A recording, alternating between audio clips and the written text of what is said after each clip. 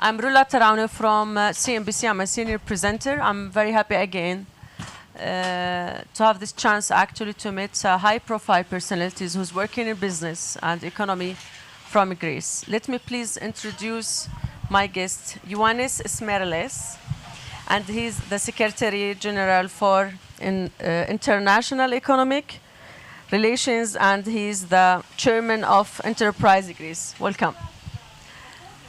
Thank you very much for the invitation. Yeah. And congratulations to Irini for this great, for the first time, Greek House Davos. Yeah. Let me start with what we end with it in the last session. We talk about the challenges, and the most challenge is about the inflation. The inflation and how it affects the price of many of the products around the world, and the role of Greece today with the neighbors. How they can face the inflation, how they can play a role with the neighbors, that they can give an aid. And look how it is, the life. Before 10 years or maybe more, we talk about Greece taking an aid from others. Now, Greece, they are offering their aid to the neighbors. So tell us about this big movement in the history of Greece. So I must say that Greece passed 12 difficult years from 2010. The adjustment programs were really difficult for the Greeks, for our people. But the last 3 years, I must say that we realized with the Prime Minister Yakou Mitsotakis, with the Minister Georgiadis that spoke before, and all the rest of the government, that you should always see the challenge as an opportunity. So that's what happened with Greece. The last 3 years that we had the COVID-19, now we have a war. We don't see the problem. We see what is the advantage that the country can have and how we can find solutions for the people. So we took advantage of COVID and digitalized the public sector. We took advantage in order to make our public health system work again. We changed the mentality of the Greeks in a way, of course, in difficult times, but they saw also that they can trust their own country, and also the rest of the world saw that they can trust Greece. Of course, the inflation is something that we will face, but I would like to give you an example about this. I was with a great CEO, global CEO of a huge company a few weeks ago in a meeting like this, and he was over 50, over 60 maybe. And what he told me is that you, the youngsters, you are worried a lot about inflation, but I should remind you that in Greece, before Euro, the inflation was 25%, and we knew how to work with that and how to proceed. So, of course, it's something that we should keep in our minds and change a little bit how we will proceed, but doesn't mean that it stops the economy. It's a part of the economy, and we should work with this. Of course, I must tell you that, as the Minister said before, that Greece is not still affected on the investment part from the war and from the inflation and from all this difficult situation. And the reason is because when we're talking about investors, the investors are showing the big picture. And the big picture, Greece is pretty clear anymore that is the most stable, democratic, and modern country of the region. And this is the new profile of Greece, the profile that the Prime Minister Yakou Mitsotakis is expressing, the profile the whole government is working for, and this is proved the last 3 years, and it's proved in a really difficult period. Mm-hmm. So actually it is a big move and early move to finish from the loans that Greece has owed actually to many of the institutions, and behind the schedule, as we mentioned it, and to go forward today with the rating, global rating institution actually. And if we believe that Greece can go back and ask for more loans in the future with this rating, when Greece can be able actually to go back to the loan markets again with a good rating. We don't want to serve also the loans with very high bill actually. for 3 years now, Greece is having loans with super rates for the Greek standards, and not only for the Greek standards, also for the European standards. But the thing is not that. The thing is that Greece is now opening, the country is opening the economy in the totally different sectors. Greece is, we had a big shock, I must tell you, in 2020 when it was the first big lockdown, and we saw that without tourism we cannot survive. So there were main ministers like Mr. Plakottakis, like Mr. Georgiadis, that said it also a little bit publicly. Mr. Georgiadis said it more than the others publicly, and we realized all that it's true. We should renew our economy, and by the guidelines of the minister and the prime minister, now anymore we have technology in Greece, now anymore we have defense in Greece, now anymore we have a lot of different sectors. We have R&D in Greece, we are gaining back people, but we are gaining back different sectors of the economy, and this is the main difference that we gained the last 2 years, that now we can talk with all the investors around the world and talk about whatever they want to do in Greece. And I must tell you also a story about this, about Microsoft, because Microsoft is the biggest flagship that we have. If Microsoft had come in Greece 5 or 6 years ago, probably the discussion would have been that we would like to make data centers in Greece. I would say, what is this? We don't have a framework, sorry. We will discuss again when you will come, and we will have a framework. So what's the difference today? You give your conditions. No, the difference was that from the Prime Minister, the ministers, until me, everybody sat down and said, okay, give us what is the framework that you need. The framework that you need in order to have data centers in Greece. We worked with them for months. We had new laws that could have inside data centers and include such a big investment for data centers. And what is the gain? It's not only that we have Microsoft in Greece, that anybody can now have data centers in Greece, that we create a new environment, a new environment for something that didn't exist before. And you know, data centers is not a nice hotel over a beach. It's not something that will bring people to show outside what a nice building, but it's something that gives you a serious economy, an economy that is based on progress, an economy that brings whatever is high-tech, whatever is in front in the country. And this is what we invest as the government of Greece, as the government of Kyriakos Mitsotakis. So, can we trust the Greek economy today? What I mean from my question is, it is uncertainty around the world. What makes Greece today is different from the others? And okay, we talk about opportunities in investment, but we talk about many sectors under the umbrella of economy, and you hold and you know and notice a lot of sectors that's been till now suffering from the pandemic. So why I should trust the economy of Greece today?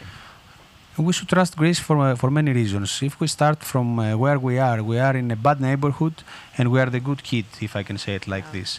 But why we are safe? Because we are an old member of EU, proven that we can be stable and democratic, and proven that what you made in Greece, it's made in EU. And if we didn't make it 7 years ago to get out of EU, we will never make it to get out of EU. We were really close at that time, but everybody realized that there is the only way to be in the West, in the European Union, to be a part of this. This is the first thing. The second thing is that where we are in between a lot of continents. So when someone invests in Greece, he has the guarantee of producing something made in EU. He has the EU market open. He has the Balkan region open. He has the Middle East around. He has the Black Sea around. He has also the north part of Africa. So, and why to do it in Greece and not in Italy, for example? Because what we have in common is that we are a little bit Balkans. We are really close to the Arabs. We are really close to the mentality of all these regions. They can trust us. The Saudis, the UAE, not only the Balkans. Which one is the economy that is the biggest in the Balkans? Is Greece, the Western Balkans, but also is the one that had, the Greek businessman had more than 50% of the economy of the Balkans just until 2008, 2009. So We have worked together with them. We know how we can proceed there, and they trust us more. So we really have opened all these continents for someone who invests in Greece, and now everybody can understand it. What was missed all these years was the stability of the country and the trust of the country. There was the bureaucracy, it was the difficulty to invest in Greece. So as long as now we have this part of the job, I think that we can invest also to the rest. And as a part of the, let's say, triangle energy in the region, what's the role you believe that today, with what we suffered, European countries suffered from the energy and the fuel and the supply chain issues, that maybe it's not only about the products that relate to the energy. Also, we talk about the many kind of products, especially if we start with the food and etc. So the thing is, what's the environment that you believe that we can give it to Greece today? And we said, it is the platform, it is the safe haven here. Come and not only invest, come and trust our financial sector and the system. Put your money here, invest here, send your kids to study here, whatever is the thing. So what's make it special today about the economy? What's the achievement of the government today that make me be in the future, when I want to think to maybe to open investment or like to buy real estate in Greece, to have like this thought, it's totally different from the neighbors today. Actually, it's really totally different from the neighbors, because we are the only ones who have this environment. But in order to be more precise, for the public sector, I said before about bureaucracy, about digitalization, about cutting red tape, about make it more flexible for the investors and for someone to live. Because, you know, when you digitalize the process for a company, you do it also for a citizen. So it's easier to live in Greece. What do we have? Do we have good universities? Yes, we have good universities. But what do we did the last years? What do we said to the big companies that invest in Greece? That if you invest in R&D, you will be connected with the Greek universities, and then you will get cash grant. Yeah. So we put the money on the future. And what happened with Pfizer in Thessaloniki? They started with 300 employees, and now they have 700. They took whatever good was around in the north part of Greece, but not only. If you ask them, they have a good percentage that's coming from the Balkan region. So already by having a flagship investment in Thessaloniki, the Balkan region, the young people of the Balkan region, they want to come and work in Greece. Okay. And they want to come and participate in the projects of R&D that they have these flagship companies in Greece. More than that, I must say that this government started from the beginning of building at the competitive advantage of the country.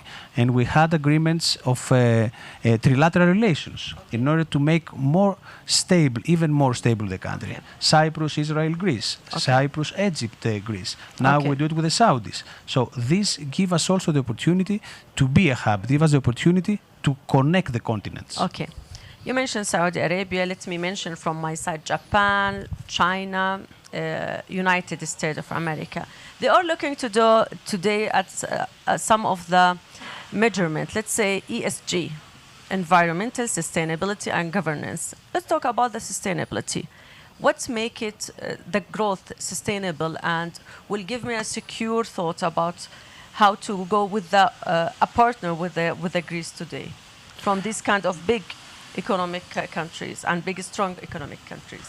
At first, I must tell you that when you are in secure environment, a country that proves that is not so much affected, even at this period that we have all the crisis together, is a good proof that you should invest in Greece.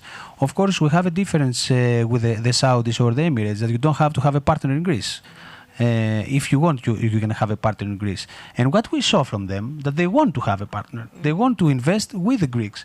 That this shows that they trust the Greek environment. And of course, I must say that in all this difficult period, you saw that the Greek business community had a good resilience. It was not so easy to say that after 10 years of recession, after 2 years of COVID, you will see to have 2021 exports of 40 billion euro, which is a record for Greece.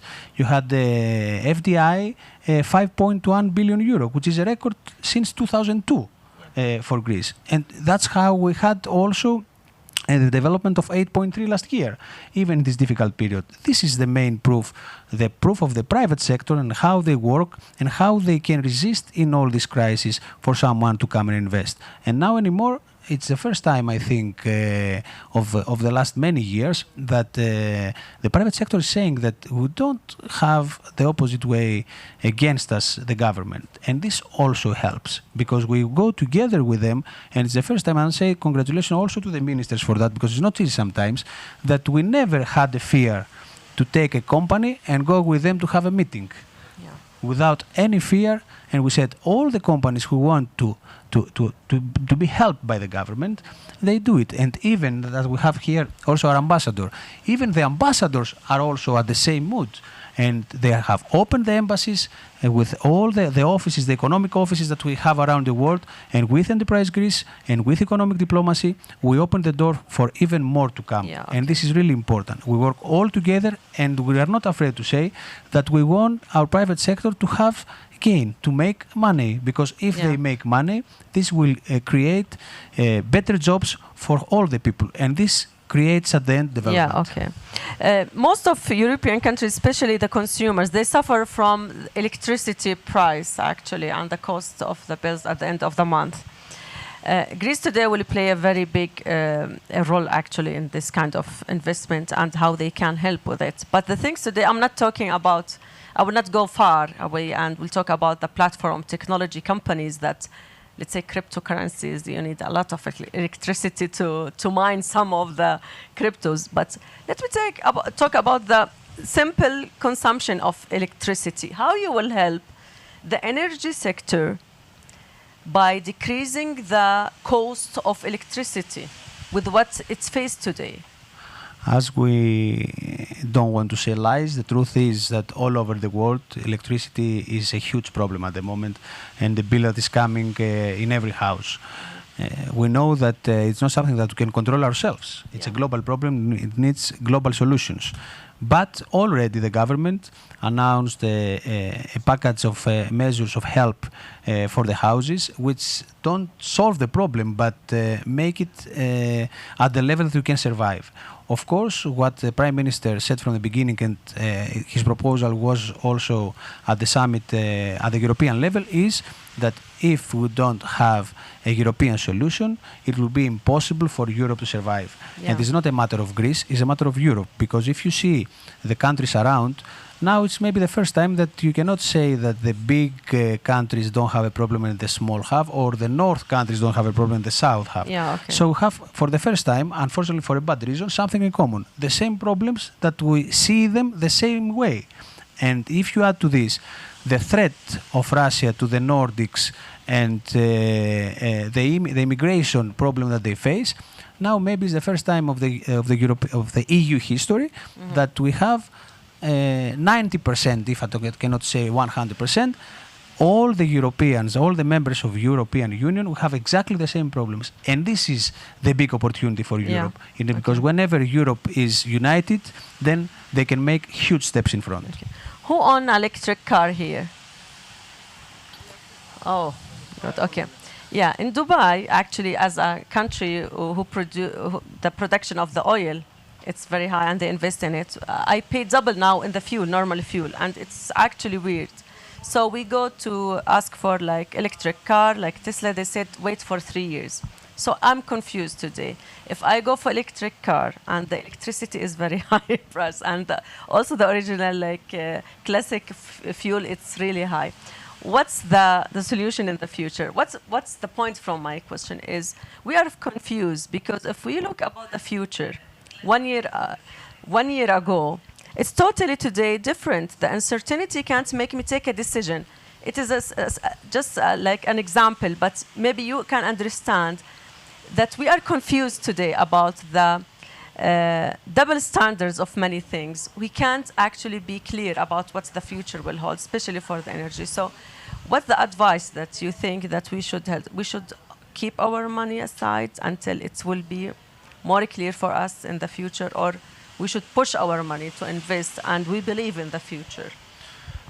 I'm pretty sure that you should buy an electric car and you should not avoid to do that, because still, if you compare it with a classic car and the oil price and the consume of the car, it's cheaper for sure. The thing is not that. The thing is, are the West countries going to change the mixture of energy for the future or not?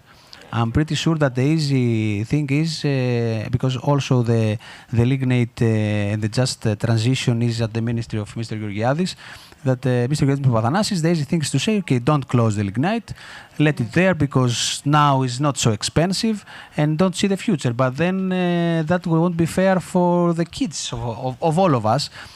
So I think the truth is somewhere in the middle. Of course, we should buy an electric car. Of course, we should have renewable energy. Of course, we should have FSRUs. Of course, we should find a lot of different kind of energy to live. But if today we say that we don't care about green economy, we don't care about green energy because now it's cheaper, then it's pretty sure that the problems that we will have the next decade will be so huge, after the war I mean, that we will understand too late. It will be too late that we lost a decade. So I think that, of course, by having the reality of today in front of us, because the bill, as you said, of the electricity is coming in every house, and this is something different because we should have the measures in order to make it affordable. If we do that, then we should continue our program about the green economy and about the clear and green future for our kids. My last question, then everyone can ask. We always said Davos, it's about networking. And always I said, without networking, you are not working.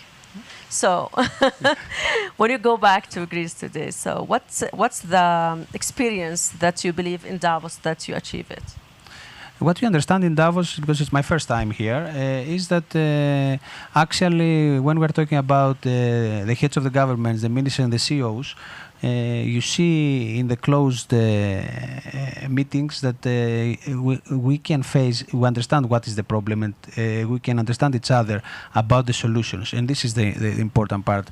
I think that I'm more optimistic after the meetings in Davos, because I understand that it's not just Greece, it's not just Europe, but it's the whole global society of the people who govern around the world, that they know that we should take the lead and go to a way for our common future. Actually, when there is a flu in China, someone is ill in the States, and now it's proved anymore. So we understand, and Davos is even more important now, because more people understand the value, how together we can have solutions. So the experience is great. Good luck, and I hope it's not stayed to the business card, and more, it will take more further than this. So anyone want to ask him about the monkeypox? you hear about this virus? No, of course, it's not the issue. We don't know in Greece yet, do we? No. There is any cases now? Not yet. No case, no monkeys at all. That's from the beginnings.